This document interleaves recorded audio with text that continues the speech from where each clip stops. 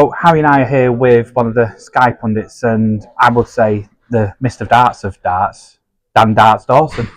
Yeah, there is darts in the name, isn't there? I mean, that was an accident, to be honest. It's only because I set up a Twitter account specifically for darts, and ended up with it being in the middle name, which makes me sound like a bit of a knob. But I'm stuck with it now.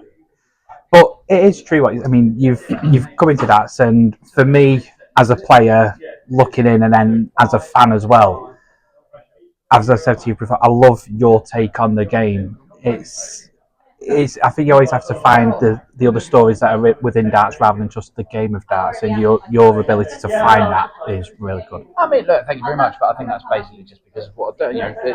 Long before I was doing it on the TV, I was doing it on the radio, but then I was doing the streamed events when they started streaming first Euro Tours and then Pro Tours. That's what I was doing. That's how I got to be doing more darts, and to the point where it's taken over my life, and I'm very happy for it.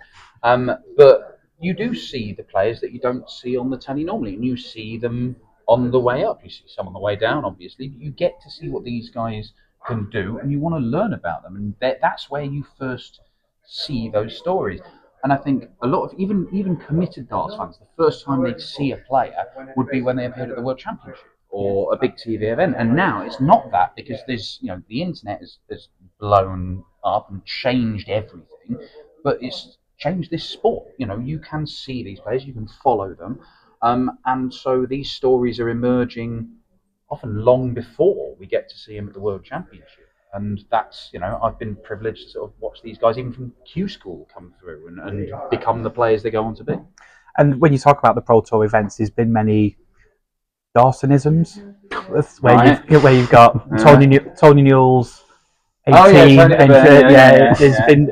What was your particular favourite where you've watched back and you went, I really enjoyed that one? I mean, I enjoyed most of them, to be honest. I mean, look, if you sit in a box on your own, and remember when we were first doing the Pro Tours, you're on your own from round one all the way to the final, and they'd let me and Murph would commentate in the final together. So you go slightly mental, and you've got to if you're not amusing yourself, then what you've got to have fun with it somehow. I genuinely don't know how we did the early ones before Dark Connect, before anything else. You didn't even know what was going on elsewhere in the tournament.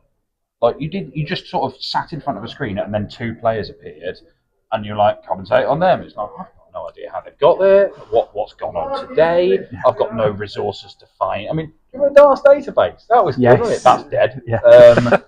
But yeah, it was, you'd go slightly mental, but also there's no pressure, is it? You can go and have fun, and it is an inherently fun game. It is fun, it is serious, but it's also a little bit ridiculous. Yeah. And I think if you approach the sport in that way, then yeah, you can have some fun with it. Excellent. And one thing, obviously, you see so much darts all through the year. How decent are you as a player? Awful, absolutely dreadful. I love playing, and I'm completely riddled with dartitis now. Came on in COVID when I was actually getting a bit better. I put about 10 points on my average to a pretty stratospheric 60, and then I just can't throw. I really can't. I've been trying to throw this week, and I can't do it without launching my whole body at the board. It is not like somebody's taking your PlayStation away. It's like they're taking every PlayStation on the planet away. Because I used to play all the time. I think I'm a 2-time major champion, Premier in League. Yeah. Chris Murphy and I have played darts all around the world against each other, never against anybody else, because we are so rubbish. There's no point in playing anybody else. But I absolutely loved it, and I miss saving a lot of money, but I miss buying new darts and new kit and playing with it and stuff like that. And so now I just have to put up with watching it. I keep promising myself I'm going to find a way to play through dartitis, but it's not an easy thing. It's horrible. Is 60 your best average? In an individual game, I know I've probably in the 60s. Yeah, I mean it was poor. It was really bad, really bad. But that's one of the beauties about the game, though, isn't it? Because you can always find somebody on your level, or just below it, Murph, who you can play and have good competitive games, and you can have fun. The basic elements of the game. If you find somebody who's of a similar level to you, you can have a good game. Yes, it's frustrating when you start on double one for 15 minutes, but you still get those times when you take out a massive finish. I say massive. 131, I think is my personal highlight. I was working on the radio, so before I was doing this, my day job was working at a radio station, and one of the lads I'd started doing the darts coverage. One of the lads I worked with, who was one of the DJs, he was banging the darts. So we put a dart board up in the office, which was right by the gents' toilets, and we had to take it down eventually because I nearly hit the boss in the head. But right before, we were playing a leg in the ad break just before the news bulletin. When I had to go in and read the news. I've gone treble 20, treble 17. Russ, mate, I'm on for this. Double 10. Celebrated wildly. News jingle goes. I have to go and read the news bulletin, and it was serious stuff. It's like stabbings and horrible, horrible stories. And all I could think of was, I've just taken out 131. This is the greatest moment of my life. Hopefully, that didn't come across in whatever stabbing story I was reading. But it could have gone into the news bulletin, in the sports bulletin. Yeah, I mean, I very nearly put it in. Very nearly put it in. And literally just a few moments ago. Yeah, something magical has happened in the world of sport. Me. But yes, I remember hitting my first 180 in the Glaspalast in Sindelfingen while I was playing. It took me years to hit the first 180. And it's true, if you hit one, you'll hit loads more.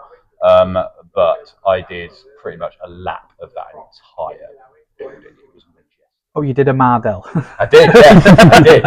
I had no control over myself. It was absolutely amazing. And that's the joy. I love the game. I love playing it, I love watching it, and I love commentating or doing anything with it. It's an amazing sport.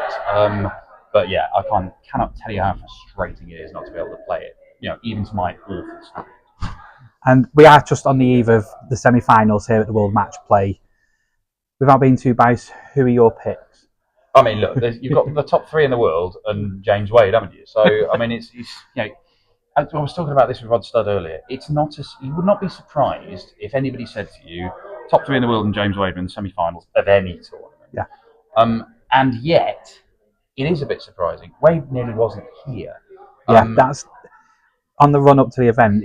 He was the nearly man. Could have not been here, but now he's got this opportunity, and boys, he took the opportunity. Yeah, and look, he has been playing well over the last couple of months. I've said, it did look like he was playing well enough to force his way through. But there were plenty of other players, like Dedeker and Doots and that, who looked like they were playing well as well. I thought Doots had just about done enough, but you can never write off James Wade. It turns out, certainly showed that in the quarterfinals, didn't he?